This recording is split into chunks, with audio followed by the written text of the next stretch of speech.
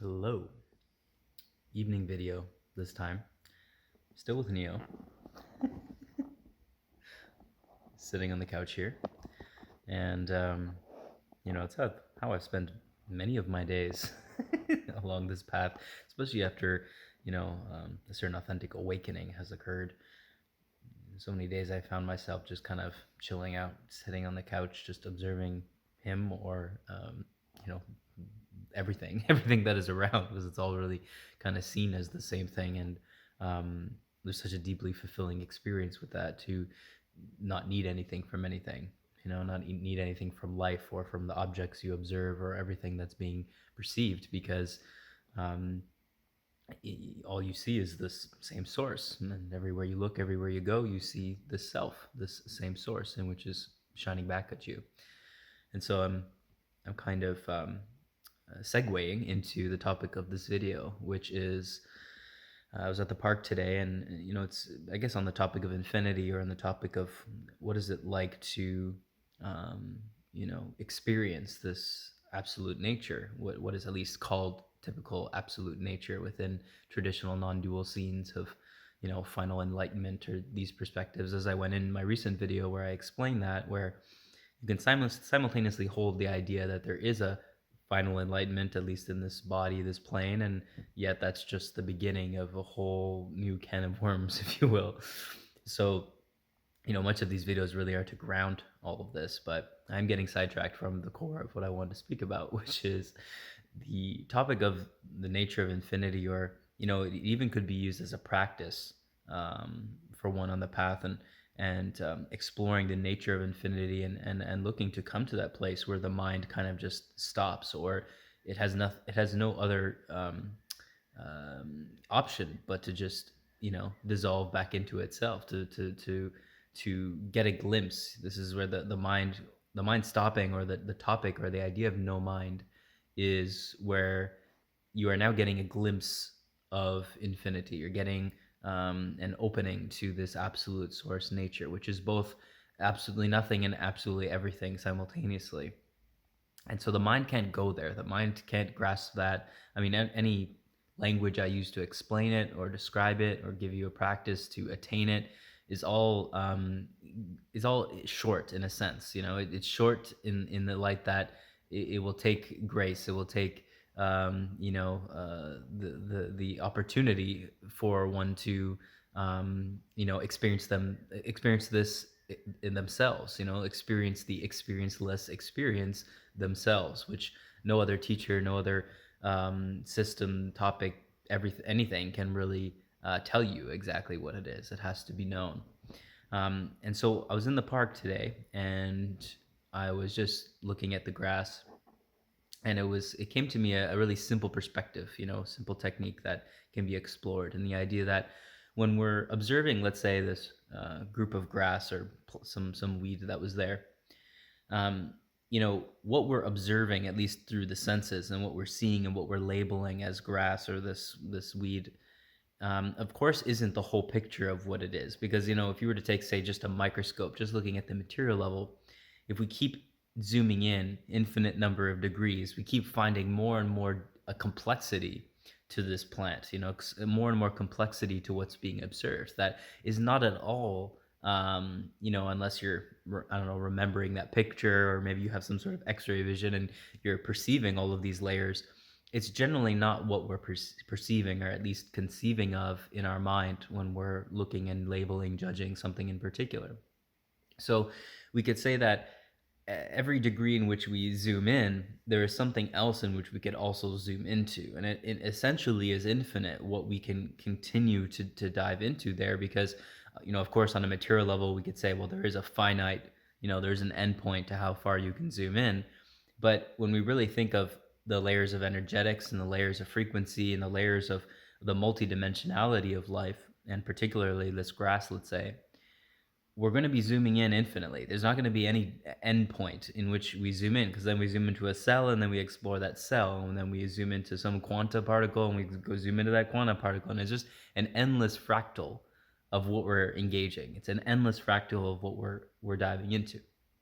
So when we're coming to this space of intending on realizing the source of all, because the mind can't go there, and what it's typically described of as in most traditions as no mind, the state of no mind, which isn't necessarily no thinking. It's that there is no single mind that's holding an identity of any of these things, the identities of thoughts, the identities of motions, sensations, and all the plethora of arisings. There is no center point mind that's holding any of those things. So if there's no center point, if there's no central mind that's taking ownership of everything that's appearing, then we call this no mind, right? And we can say that this is also where, at least I know in Ramaji's book, my previous teacher, the one I went through this rasa transmission process, particularly from, over in 2017, in his book, he was describing it as the space where we know nothing. Nothing is known about anything. And I've seen this described in similar ways in different other teachings where it's described as that. The state of no mind is described as not knowing anything, right? So you know nothing of anything. So if you know nothing of anything, it means there's no center point judgment that you're holding or identity or role that anything in particular plays. Because all that is realized is the absolute source, the original Godhead source of all. That's all that's seen everywhere. So we look at this blanket or this sweater or this table or chair. Everything is seen in the same way because we don't know anything about it. Now, of course, I'm using these labels, so we could say, well, Corey, it's this and that, etc. Oh, Neo's barking. Quick little break with Neo there. So when I'm saying that, I'm calling this table a table, couch a couch, blanket, etc. Of course, I'm labeling it with these particular things, but the energetics of the holding to anything with those things is not there. Now, it's obviously not there for a lot of people, where we're not necessarily holding maybe a charge with these things, but when there's a central identity, there is still some deeper ownership of these particular things, right? These things may be your particular objects. You own them, you purchase them, right? You may like them. So if someone says they don't like them, then that creates another layer. There's many layers of identity that we may have with anything. But when we're saying there's no central piece of ownership, then as that's dissolved, we then see everything for exactly what it is and as it is, which is it can be the couch, it can be the table, it can be everything, but it's simultaneously this absolute source. It's simultaneously the manifestation of the absolute source of all, the Godhead, the primal original one, self. This is what we're pointing to. So to know nothing about anything means we're not looking at any of the knowledge of any particular thing, of all the labels and judgments and ideas we can give to it. We're saying I know nothing of any of it because all I know is the source. All I know is this absolute source, and all I know of this particular thing, person, place, thing, sensation, etc., is that it's this absolute source. And so we know nothing of anything else. We're kind of like I think Ramaji mentioned it as it's dropping things now. We're the I don't know exact the term, but it's like we're the ultimate fool. We have returned to that fool that knows nothing of anything, but yet deeply he or she deeply knows. And this is what's being pointed to in this video here, is that when we're meditating on the idea that if we were to zoom in infinitely to that grass, let's say in the park, we're seeing that there's infinite layers of wisdom, knowledge, information, data, and understandings or perspectives to have about the same, observed object, that we can't say it's anything in particular, because as soon as we say it's this or that, then we're really getting caught up in illusion. Now, for practicality's sake, of course, we could say there's grass and it has certain buildup of chemistry and biology and all of the different things that make up that.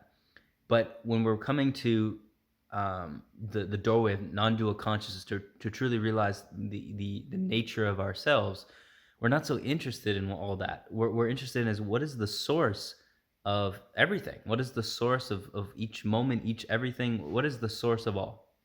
And so as we're meditating upon this, and we're meditating on essentially what is beyond infinity, because if we are to say that everything is infinite, like, again, this table, this couch, this, crumb, this Sure, if everything is infinite, everything that is perceived is infinite, then what is anything really? Then how can we really grasp and put anything in a particular box? Because everything is infinite. Everything we were to zoom into has is a deeper and deeper fractal of the whole.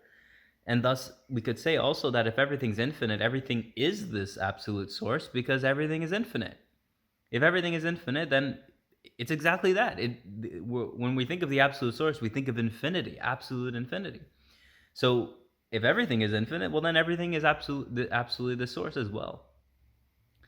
And so what does this mean in the practicalities of our experience? Well, it means that we don't need to seek. What are we seeking then? Of course, now I'm saying this, but we have to know this. We have to come to actually directly experience this, and there's different paths in which that can, you know, come to fruition. I'm sharing a meditation here that may bring it. Maybe even just these words will bring it.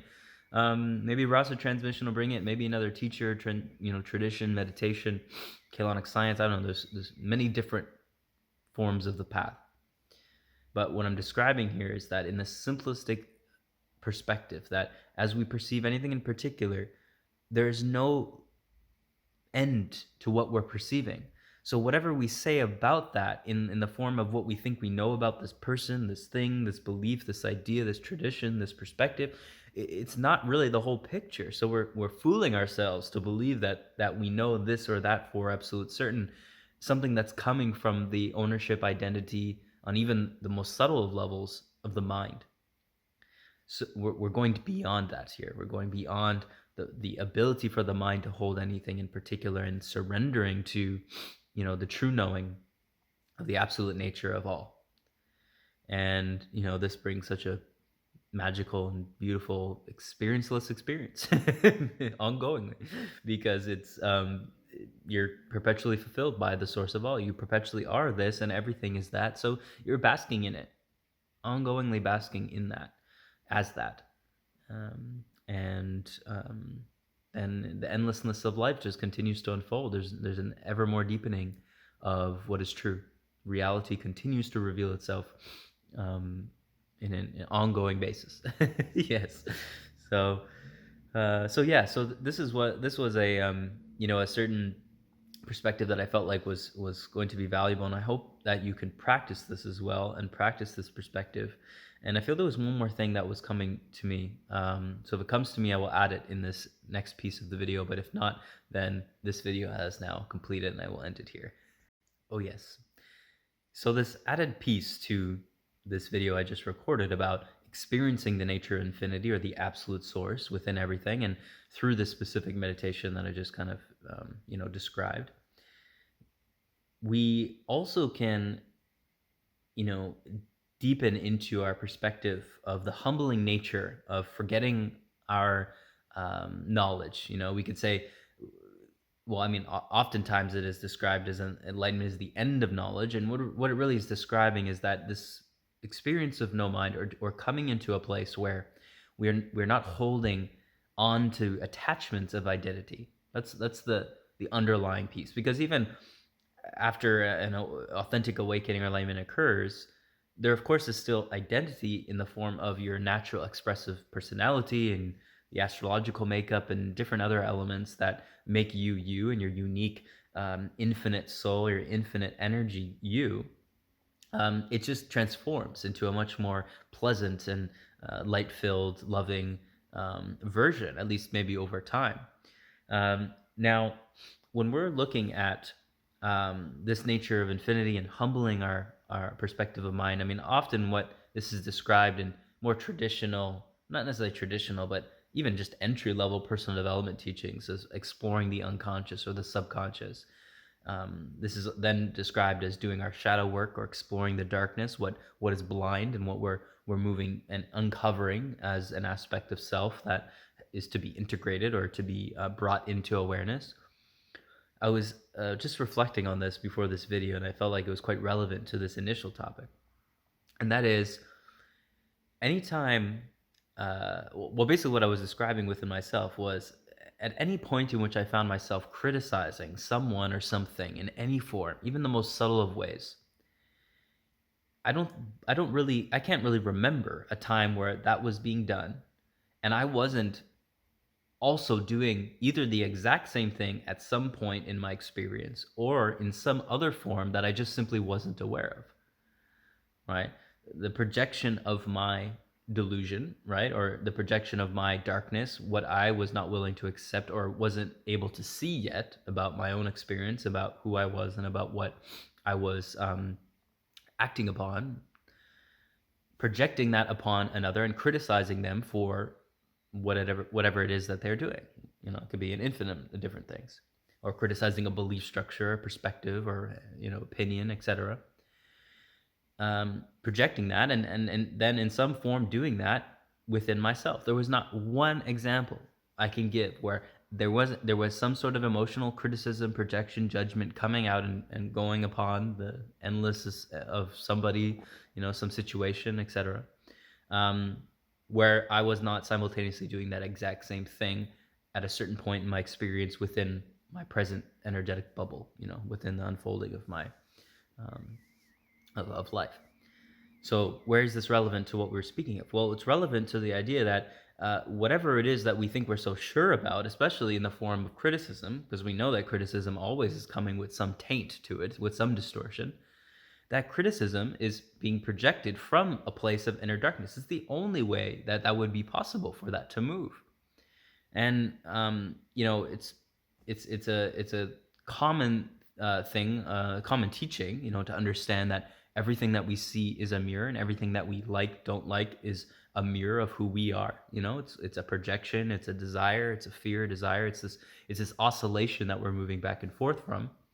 So if this is the case, then there's no exceptions to the rule. There's times where I tried to convince myself that, well, no, this is the time, that this is it's this person, or it's this thing, and there's natural anger that may arise in situations where others may not be acting righteously, may not be acting in alignment with the law of truth, the law of one, not the laws that we create individually, but the laws that are just inherent to our righteousness.